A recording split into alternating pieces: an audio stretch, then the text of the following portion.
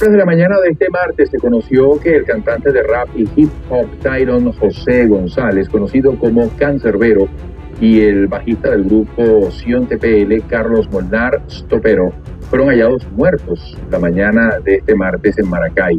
Se pudo conocer que el cantante de rap se suicidó luego de asesinar al bajista. El cuerpo de Stopero fue localizado dentro del apartamento donde se encontraban viviendo ambos músicos.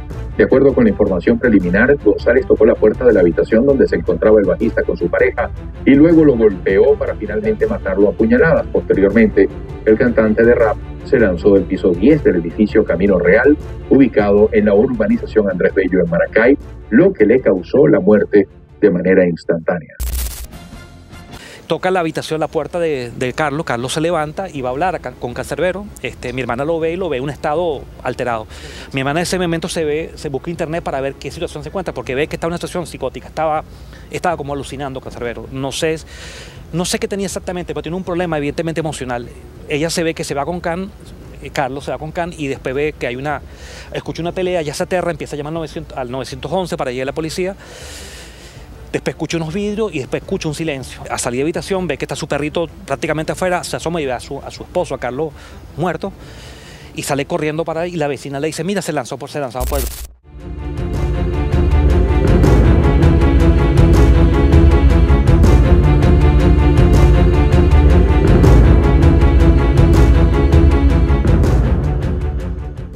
Familiares del rapero Tyron González, mejor conocido como Cancerbero, desmintieron que el joven de 26 años sufriera de problemas emocionales o síntomas de esquizofrenia. Más, el otro signo de violencia porque era un muchacho pacífico, más bien de buen ánimo, reilón, le echábamos broma, participaba de las actividades familiares, de los oficios familiares. Entonces, ¿cómo puede ser una persona violenta? Para nada, y se quedó en mi casa y nunca en la vida tuvimos un problema de ese tipo.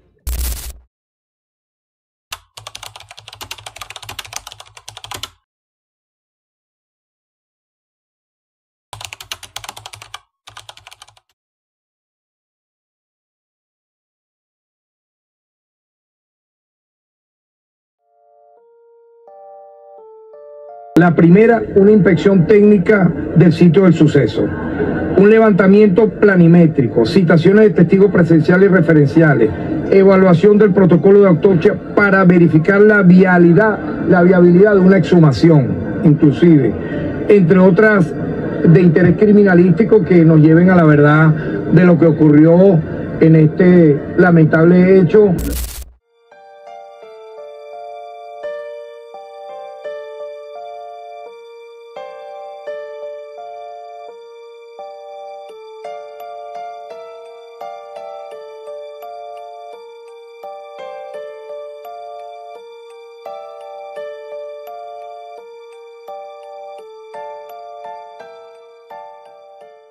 Este ensayo era poder determinar el comportamiento de un cuerpo humano en caída de altura, en función de toda la información que se recabó en el sitio cuando se hizo una inspección técnica y una inspección visual de la evaluación de la infraestructura. Para hacer el ensayo como tal, contamos con un modelo tipo maniquí, el cual fue llevado a las condiciones que tenía Tyron González en el momento del hecho. Me refiero a la estatura y el peso. ¿Qué avances tiene en el caso Cancerbero? ¿Por qué te llevó a reabrir el caso ahora ya como fiscal? ¿Qué elementos? Sí, efectivamente, vea, yo cuando era defensor del pueblo me conmovió mucho ver a su hermana y al papá no aceptando la tesis inicial de que él era un esquizofrénico y entre un ataque de esquizofrenia mató y después se mató. Siguiendo el criterio de la identidad, ¿verdad? De los elementos que son invariables en el tiempo y que son de base genética, las huellas de los pies tienen el mismo comportamiento que el de las manos, el mismo comportamiento de que son permanentes, invariables, ¿verdad? Y que son de transmisión hereditaria. Mi acción en el caso Cancerbero fue realizar una animación forense. Eso es una recreación que se realizó a través de dictámenes periciales y trabajos de investigación que nos ayudaron a saber qué fue lo que ocurrió. Nos basamos en muchas diligencias, en muchas experticias, para poder recopilar toda esa información y plasmarlas en una animación. Y de pronto yo digo, oye, pero si estamos en el Ministerio Público, vamos a reabrir esto con las técnicas que tenemos. Créame que en cuestiones de días se vieron cosas impresionantes. En el caso Cancerbero resulta muy interesante este caso y actualmente de un aprendizaje y de modelo para estudio e investigación de nuevas generaciones. Y vamos a seguir hablando de este caso. En el área que nos compete, que es el área biopsicosocial, donde participamos los colegas de trabajo social, psicología y los psiquiatras, ahí en el caso Cancerbero desarrollamos dos grandes líneas de trabajo de investigación. Una que tiene que ver con las exploraciones y abordajes psiquiátricos y psicológicos de ciertas personas, y otra que tiene que ver con un procedimiento bastante complejo en el área de la psiquiatría, que es la autopsia psiquiátrica. Es un procedimiento muy complejo. En el primer caso de las exploraciones y abordajes psicológicos y psiquiátricos, se hizo sobre algunas personas vinculadas a ese caso, en particular personas que en principio eran testigos de lo que había ocurrido allí. Había algunas referencias sobre la opinión que ellos emitieron de esos hechos. En el momento de hacer la animación forense, nosotros recaudamos todo lo que es la investigación del fiscal, toda esa causa. Nosotros sacamos toda esa información, lo que viene siendo la inspección técnica, el levantamiento planimétrico, todas esas medidas exactas, nosotros las plasmamos en dimensión 3D en un programa llamado SketchUp, donde levantamos todo con centímetros y milímetros de cada una de las estructuras para levantar lo que viene siendo el edificio donde sucedieron los hechos. Parte también de la información que se recabó en el sitio fue la posición en la que fue fijado el cadáver de Tyron González después que impacta en el plano basal. Y para ello se toma como punto de referencia el centro de gravedad del cadáver y establecer la distancia que hay de manera longitudinal desde la posición que lo ocupa hasta la pared que sirve como sustento o soporte al plano basal. El plano basal es el sitio desde donde se inicia el movimiento. Entonces esa diferencia de espacio entre el plano de sustentación y el plano basal debe medirse de manera tal de poder establecer la altura y también la proyección que pudo haber tomado el cuerpo en el momento en que se inicia la precipitación. Inspección en el lugar del suceso. Reconstruir el caso de cómo era. Al principio, ver la ventana.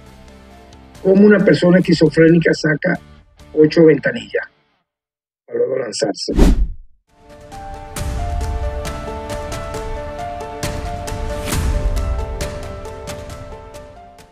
El caso del Cancerbero, en la coordinación de criminalística de campo, lo vimos, lo analizamos, y conjuntamente con la fiscal que coordinamos ir al sitio del suceso nuevamente. Estando allí, nos percatamos que algunos elementos, digámoslo así, que estaban en la inspección del sitio del suceso, lo cotejamos y pudimos determinar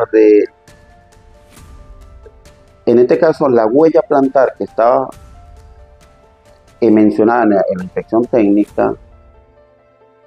Había una distancia que no concordaba con lo que pretendieron demostrar en su oportunidad, que Cancerbero había cometido el delito y luego se había lanzado por la ventana. De verdad que la huella plantar para nosotros fue muy importante porque al determinar la distancia entre la huella y la ventana, se puede evidenciar que Cancerbero no pudo haber hecho eso. Que hubo más allá, o sea, hubo la presencia de otras personas, hubo otro, en ese momento no, aquí hay algo, que aquí no falta, aquí no, esto no puede ser así. Se realizó el estudio de esa huella plantar y de verdad que fue curioso porque los elementos claves que se requerían, ¿verdad? Porque inicialmente esa huella lo que había era que decir qué era. Inicialmente su naturaleza, si es humana o no. Y de allí las variables generales que desde la ciencia de la cual soy practicante, que es la paleoantropología, la que se encarga de la identificación y la variabilidad humana, me permiten buscar a alguien dentro del grupo de los humanos, que son sexo, edad, raza y estatura. Se usaron una serie de programas especialistas en la creación de cada una de ese video, programas de última generación, mucho apoyo de parte de los expertos. Nos basamos mucho también en una de las experticias realizadas por un experto en caída libre. Para ese momento, él nos explicó cómo era a través de su experticia, cómo fue la caída de Cancerbero. Otro de los puntos que es importante aquí es la altura a la que se encuentra esa ventana. Esa ventana se pudo fijar a 1.22 metros. Si tomamos en consideración una persona que mide unos 63 centímetros, su centro de gravedad debe estar ubicado más o menos como a unos 95 centímetros a 90 centímetros, ¿sí? Eso es más o menos a la altura del ombligo. Entonces, si lo podemos fijar y establecer con la ventana, podemos darnos cuenta que hay una gran diferencia de más o menos unos 20 y tantos centímetros en comparación a su centro de gravedad. Y es cuando el equipo que estamos allí trabajando determinamos de hacer otras experticias, entre esas el luminol, la planimetría, la caída libre, toda esa serie de elementos que hacían falta de realizar y que se realizaron, y gracias a Dios de verdad que fue contundente lo que se demostró, que en ningún momento Cancerbero pisó y se lanzó desde esa distancia. En relación a la autopsia psiquiátrica, es bien interesante porque es un procedimiento muy complejo, pero que tiene que ver con la solicitud fiscal, que para que el psiquiatra forense pueda actuar naturalmente, pero también tiene que ver con el procedimiento mismo en psiquiatría forense, que es muy complejo porque se trata de emitir opinión sobre una persona que ha fallecido en condiciones violentas, un occiso, y en este caso, del joven Tyron González, de nombre artístico Cancerbero. Esta persona, este procedimiento se refiere a entrevistar a todo el entorno del occiso, las personas claves de su entorno que conocieron realmente a esta persona y puedan dar referencias sólidas sobre aspectos importantísimos. Hicimos lo que se llama una autopsia psiquiátrica, bien importante en lo que implica la medicina legal moderna, ¿no? Todo el entorno fue entrevistado nuevamente, sus familiares, sus amigos. No hay un solo indicio de que él consumía medicamentos para curarse de una esquizofrenia o de una depresión, absolutamente. Nadie dio un indicio de que él pudiera tener una enfermedad o un trastorno mental, que fue lo que dijo Natalia Guillermo Mética, para referir, él fue el que mata y luego se suicida. Todo eso fue basado a la causa, la investigación que lleva el fiscal respecto al caso de Cancerbero. Todo eso fue tomado en cuenta, cada una de esas entrevistas aportadas por los hermanos Améstica para lograr lo que es esa reconstrucción. Dónde estaban, en qué posición estaban, en dónde estaban en el momento del hecho, cuáles fueron las pisadas en el momento que caminaron en la cocina. Cada una de esas posiciones fueron por la entrevista de cada uno de los hermanos Améstica para lograr lo que fue esa animación 3D con infografía. Nos basamos en los planos realizados por un planimétrico, experto de esta unidad, y nos basamos también en una inspección técnica realizada por un experto de esta unidad. Evidencias que en distintas experticias aparecieron, como por ejemplo la huella cruenta. Había que tener un punto de referencia, porque eso no se podía medir en el aire. Estaba una fijación fotográfica y una fotocopia de una fijación fotográfica. Entonces, el punto que sirvió de referente para poder llevar eso a escala real, ¿verdad?, fue el tamaño de la baldosa. Y por el tamaño de la baldosa, por fórmulas de regresión, se obtiene la longitud del pie. Entonces, cuando hicimos ese abordaje psicológico y psiquiátrico, inmediatamente salió a relucir de la evaluación forense. Se obtuvieron unos indicadores muy sólidos que señalaban que estas personas estaban ocultando información crítica sobre los hechos y que estas personas tenían un nivel de participación distinto al que su relato aportaba en ese testimonio. En la reconstrucción de la caída libre, es mentira que él se levanta de puntillas, se monta en el lugar y salta, porque cuando se hace una simulación de ese nivel, el cuerpo no cae de la manera en que él cayó, o sea que también allí mintieron. Que para poder llegar hasta el punto donde se fijó el cadáver, se necesitan aproximadamente 1.73 metros por segundo. Es decir, se necesita generar un impulso que te lleve a una velocidad inicial de 1.73 metros, considerando la altura y el punto donde él cae. Tiene los 4,20 metros de distancia y los 28.42 metros de altura del edificio. Entonces, esa condición es muy difícil de establecerla allí porque la ventana no te lo permite. Es decir, no hay forma de poder pararte en ese sitio, no hay forma. Es completamente complicado. Porque acuérdate que te limita poder tomar una posición cómoda, son las mismas ventanas de romanilla que están en la parte superior. Entonces, poder ganar ese impulso allí es prácticamente imposible. En el caso específico de Tyron González, la experticia solicitada fue un ensayo de luminol en el apartamento donde ocurrieron los hechos. El ensayo de luminol es una técnica que consiste en la búsqueda de trazas de sustancia hemática en aquellos sitios de sucesos donde se presume que ocurrió un hecho punible y por la violencia empleada en el mismo se pudiera ubicar sangre. Garantizamos a través de la práctica de peritajes y experticias a los representantes fiscales las resultas de diligencia en tiempo real.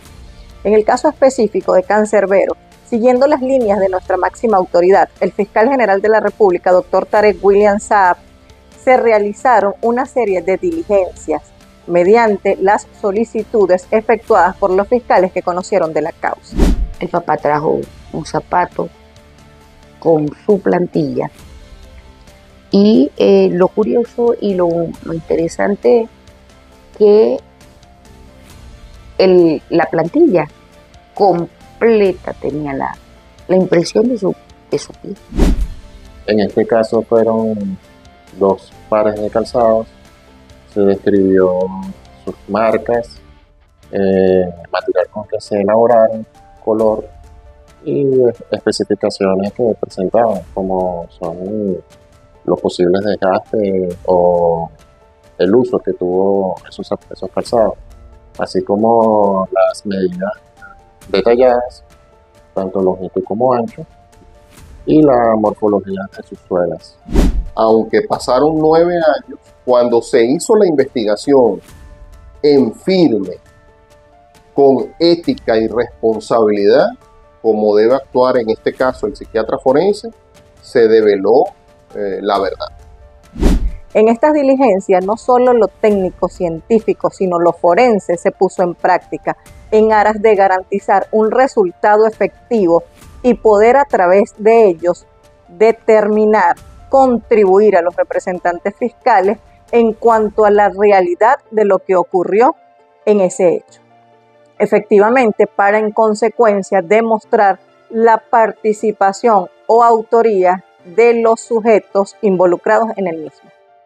En este caso, nosotros nos trasladamos al sitio de suceso. Lo primero que hacemos es una descripción del sitio. Vamos a hacer las fijaciones fotográficas para dejar constancia del mismo. Una vez que ya tengamos la fijación fotográfica y escrita del sitio, procedemos entonces a la preparación del reactivo. En este caso, nosotros trabajamos con la técnica de Grosky. Esta técnica, la preparación del reactivo, es con perborato de sodio, carbonato de sodio y una amina que se conoce con el nombre de aminostaloid hidracida. El número de calzado de ese pie que estaba fijado en esa fotografía y en ese escaneo de esa fotografía era 37,5. Y el número de calzado que tenía el zapato todavía era 41. Ya ahí estamos hablando de dos personas distintas. Se basaron los investigadores en las huellas. Supuestamente en las huellas que daban hacia la ventana, como que esas eran de Tyron González. La investigación hecha a cabalidad con expertos forenses, calcula usted lo más moderno de lo que implica una investigación científica. Determinan que esa no era la huella de Tyron González. La descripción que yo proporcioné fue utilizada por la parte forense, antropología forense exactamente, y la antropóloga pudo determinar la talla real del calzado, o sea, la medida del pie de una huella encontrada en un sitio de suceso. Durante la práctica de los peritajes, previa solicitud de los representantes fiscales, como bien se indicó, fuimos concatenando uno con el otro, es decir, iniciamos con una visita o inspección con fijaciones fotográficas en el lugar del hecho. En este caso, ya nosotros tenemos un conocimiento previo de que en ese sitio de suceso efectivamente hubo sangre. Es el caso, por ejemplo, de Tyron González. Ya es un expediente que se trabajó hace muchos años. Ya consta en el expediente una inspección técnica donde se pueden ver las fijaciones fotográficas de dónde se encontraba la sustancia hemática. Ya hay unas experticias que dieron positivo y nos decían que había sustancia hemática, que era de origen humano y nos daba el grupo sanguíneo. Por lo tanto, tenemos la seguridad que allí en algún momento hubo sangre. No hay crimen perfecto, solamente con apéndice filoso. Imagínense lo que son las huellas dactilares, huellas de calzado, infinidad de evidencias que el ser humano siempre está dejando en cualquier sitio que visita. Y cuando se investiga, se buscan esos rastros específicos y se puede determinar si una persona estuvo o no en un sitio determinado. La idea de los expertos y de la criminalística en general es aportar todos aquellos elementos científicos para que, sin importar el tiempo que haya transcurrido, la verdad siempre pueda salir a la luz. Nos permitieron tener con exactitud algunos aspectos puntuales en relación al caso y por ende una conclusión dentro del marco de la norma ajustada efectivamente a lo que nuestra máxima autoridad siempre nos ha instruido, como lo es la búsqueda de la verdad por las vías jurídicas. Para este caso en específico, a pesar de haber sido en el año 2015, a través de la práctica de lo forense y de lo científico, pudimos demostrar que no hay un crimen perfecto.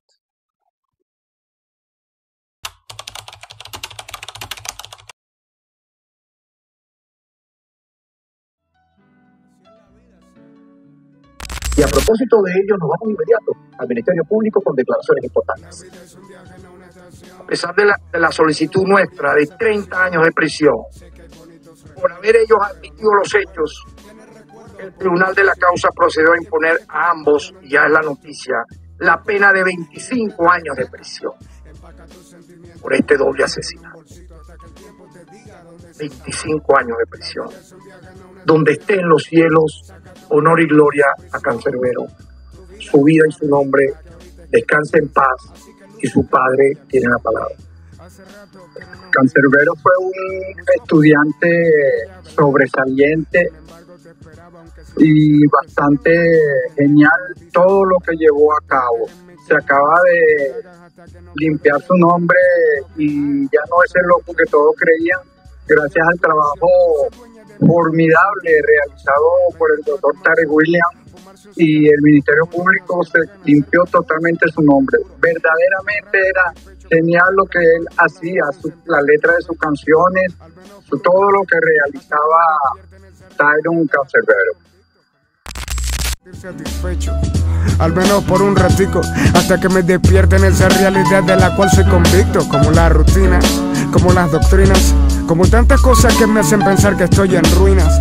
Nacer, crecer, reproducirse, morir, pues estar vivo no es precisamente igual a vivir. Estoy enloqueciendo, hay tanto que quisiera no haber descubierto. Siento que soy un muerto que vive encubierto. Cada vez mis canciones son más complicadas porque yo a veces me complico por nada. Mi mente es mi peor enemiga. Me dijo te diré lo que es mentira sin pensar el daño que me haría.